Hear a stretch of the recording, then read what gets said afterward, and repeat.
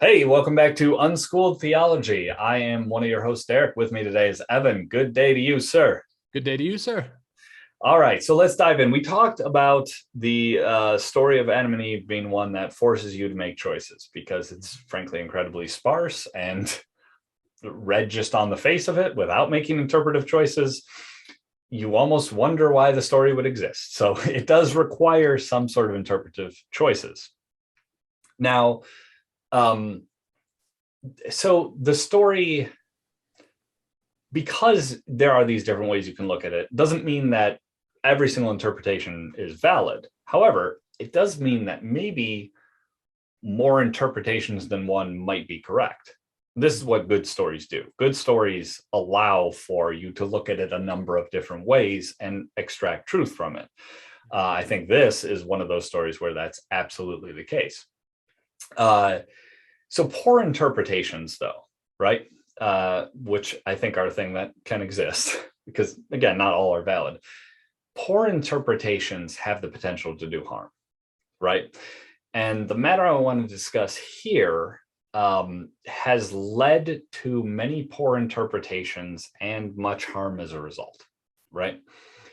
And that is, it is unavoidable, I think, in any examination of the story of Adam and Eve here to not address the component of gender, right? It's in the story. It's clearly there.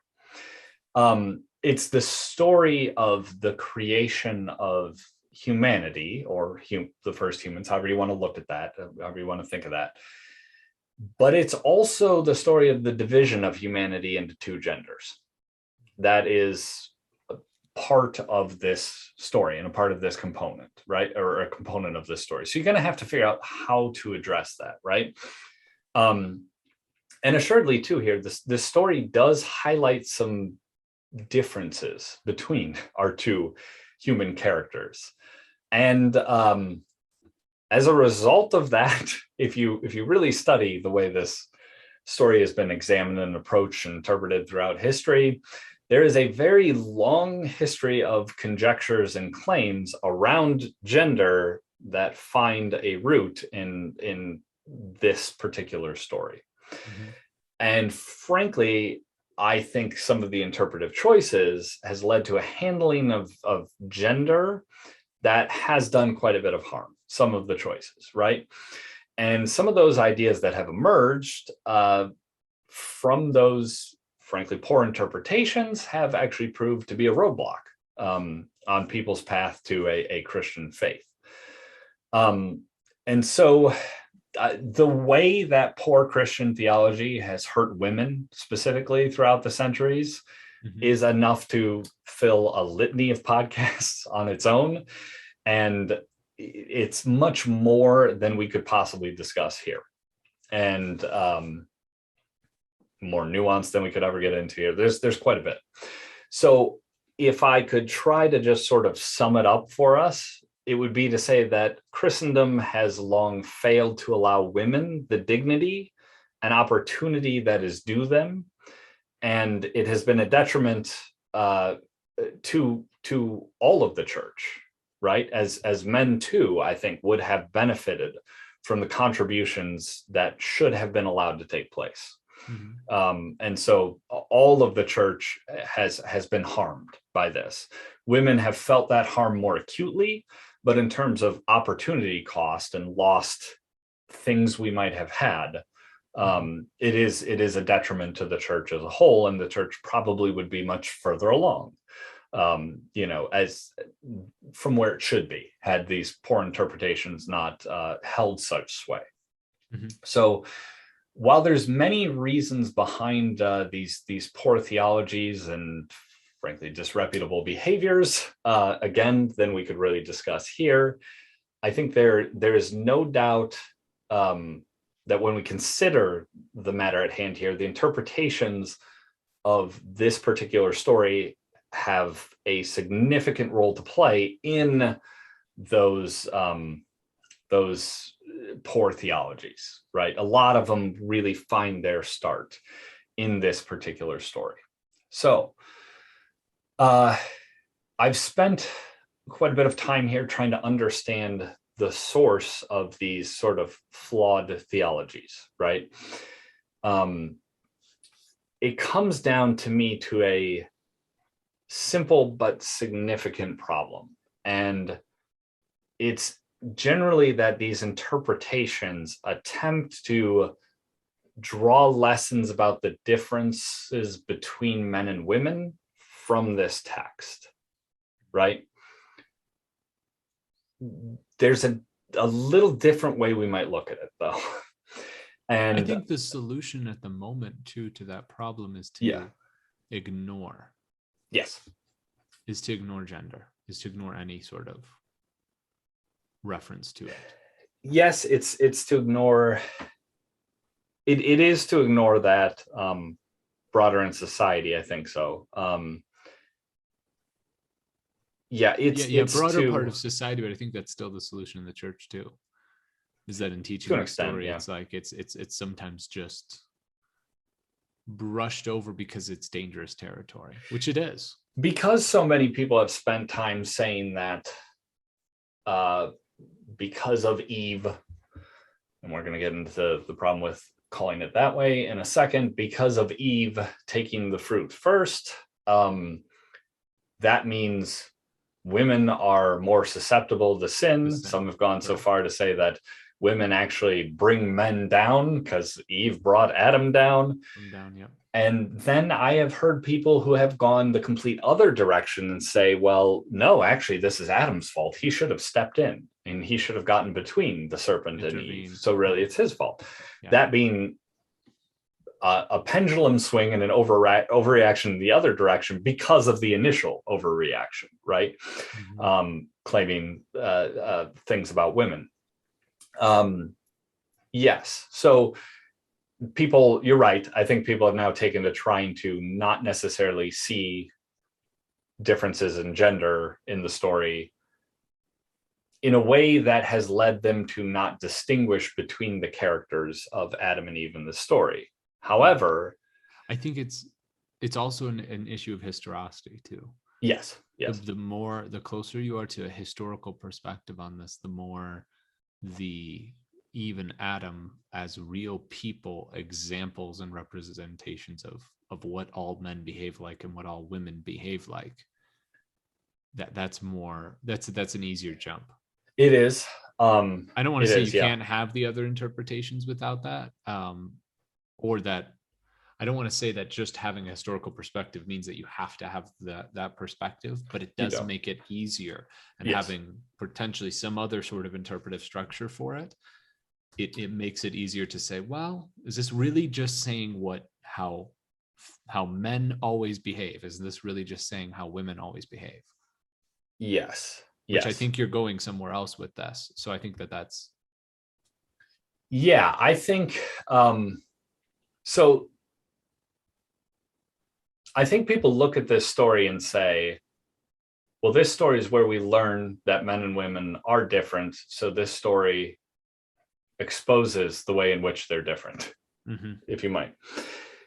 That is a leap. Okay. In the poor interpretations we're talking about, not in what you've suggested, that there are interpretations that are just ignoring it altogether. Those interpretations are not making that leap, obviously. I think what it makes more sense to do is bring in a little bit of that real world knowledge and say, well, we know men and women are different, right? We know that going into this story. So we don't have to necessarily look at specifically this explaining, here's the fundamental difference between man and woman. Woman's more susceptible to sin, man is not, right? That's not what this story is saying. Instead, let's understand that there's a difference between men and women, and then see that this story is getting at something related to that and something related to sin, right?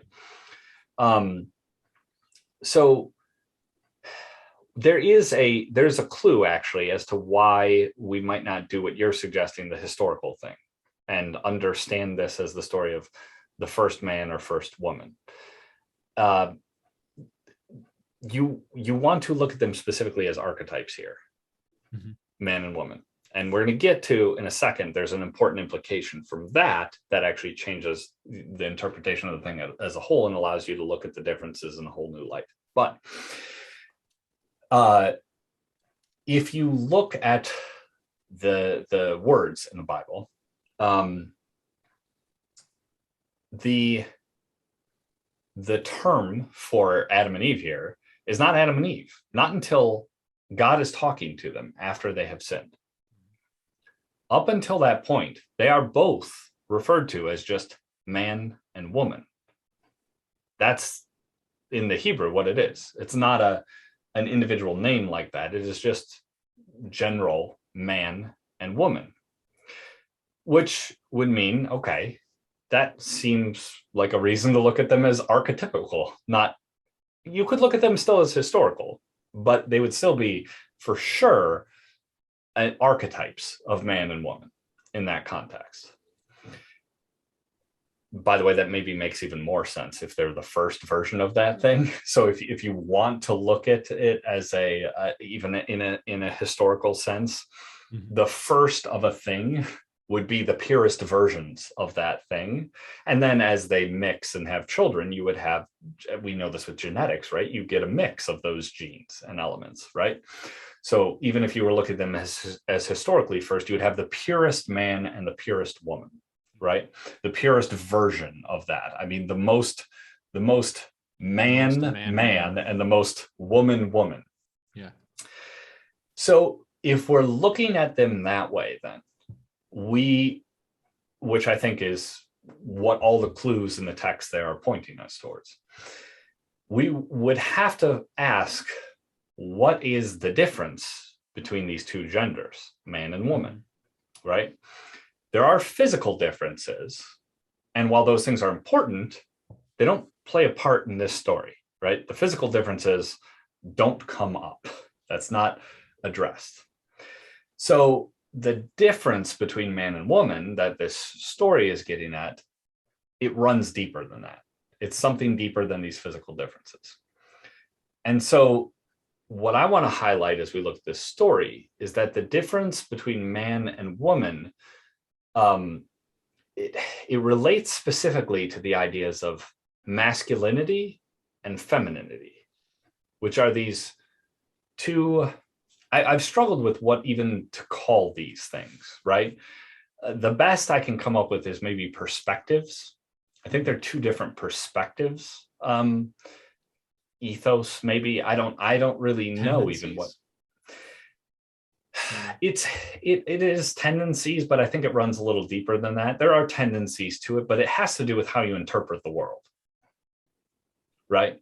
Yeah. It has to do with the psychological processes you go through, right? You see things differently, you interpret things differently, you consider different things, evidence. No, but there's a way in which, the reason I say tendencies is because there's a way in which it's not set in stone. Sure. That there can be breaches of those interpretive structures. Yeah, I actually don't think so. I think actually within a person. No, in us, right? Because you get the mixing. So when I say masculinity and femininity here, I am not suggesting that all men are just masculine and not feminine, and all women are just feminine and not masculine. I think actually the opposite, right? And that actually plays into, again, the idea of them being the first in this story means they represent the masculine without the influence of the feminine, and the feminine without the influence of the masculine. Yeah. And then obviously their kids, now that they are a product of both of them, would have the influence of both, meaning the rest of humanity, if this is the story of the first humans, we should take it that we are, as offspring of them, we have a little bit of both. We have some Adam in us and we have some Eve in us, right? Mm-hmm.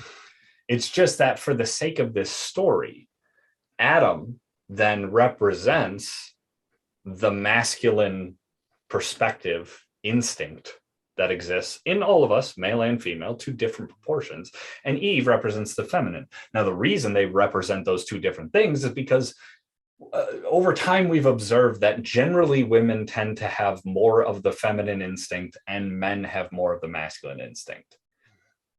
That's not, but they are not purely one or the other, and there are many, as I've thought about this, I have actually realized in myself a significantly greater percentage of feminine instinct than I ever sort of would have thought as I've sort of thought about what this means and in this passage and then life as a whole. I've sort of had to come to grips with that and realize, as we'll see in this story, that I actually am more susceptible to the feminine susceptibility to sin, which is what I think we ultimately get at with this.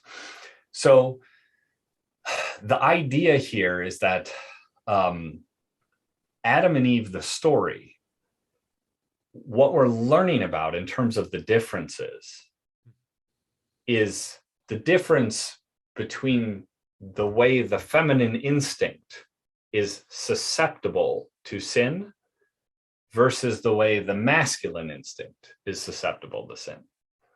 So it's only a story from this interpretive level. I think there are parts of the story that are talking about the difference, not the difference, but the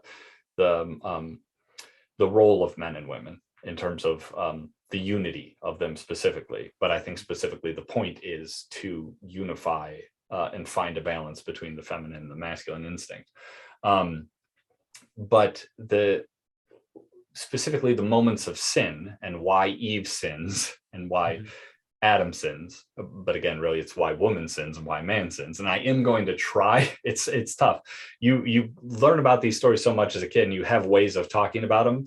I would like to, out of a matter of precision, I probably would do this better if I was writing it.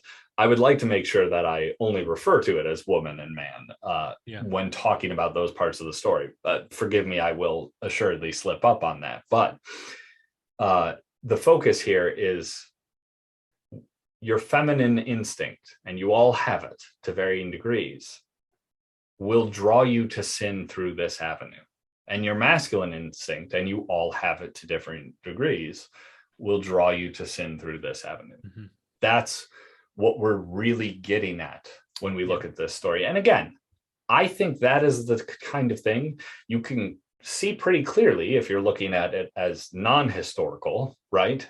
Mm-hmm. But you can also get that if you're looking at it as historical, because why would you not start out with the most pure man and feminine, and then obviously the rest of us would be a mixture of those things. And that's why, every man has a feminine side and every woman has a masculine side. They have instincts that cross both boundaries, and we all have them both in us, which is why when we look at the story, this goes to maybe perhaps some of the harm that's been done over the years, is by looking at it very much as just about genders, how men have made themselves more susceptible to the kinds of sin that tug at their feminine impulses, right? Because they thought, oh, well, I don't have to worry about that. That's how women sin, right? And vice versa, Yeah.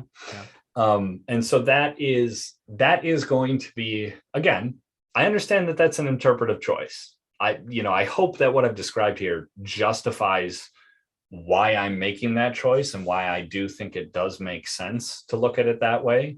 Mm-hmm. Again, because even if you wanted to take the historical approach, which is where you maybe look at it about the difference between men and women, I really think you end up having to then say, well, then what makes women different? What makes men different? And traditionally, it's the ratio of these two perspectives, mm-hmm. men generally being more masculine, women more feminine. And then you would work your way up having to say, well, that must be what the story is then talking about.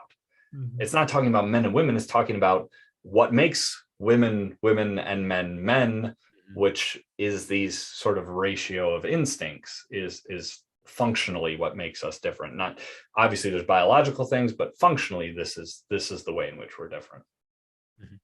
So yeah, that's the interpretive choice. I guess it's going to be one of the primary ones. So any thoughts on that? Are you comfortable with that interpretive approach as we move forward here? I think it's a better solution to the problem. I think it's a better solution to the problem than either doubling down on the. I've seen it interpreted along the arc as though this is how all men behave and this is how all women behave, and that's too rough cut. And I've seen the response being to remove the genders completely. I've also seen the response you're talking about where it's to overemphasize the sin of Adam, and it's which I understand, of course, because a pendulum swings, but it's in the same way we've talked before about Protestantism being a response to Catholicism, and that doesn't necessarily mean the response is going to get it correct. They're just going to try to call out the problem. a wrong. And in doing that, it doesn't mean that's not the most efficient way to find truth. You actually have a tendency to then overemphasize that thing. Exactly. Right. And so you draw an identity from it. That's where it's important to try and find, and this feels the femininity, masculinity, looking at it through those lenses feels like it hits closer to what is intended and what's correct in interpreting this. So yeah, absolutely. All right. Well, that will be our choice moving forward. One last very quick episode, just highlighting a couple of small things, and then we will dive into Adam and Eve. So like, subscribe, do all those things on, Rumble and Odyssey and whatever different channel you're on. If you're listening to the podcast, leave a review and shoot us an email at unschooltheology@protonmail.com. So see you soon.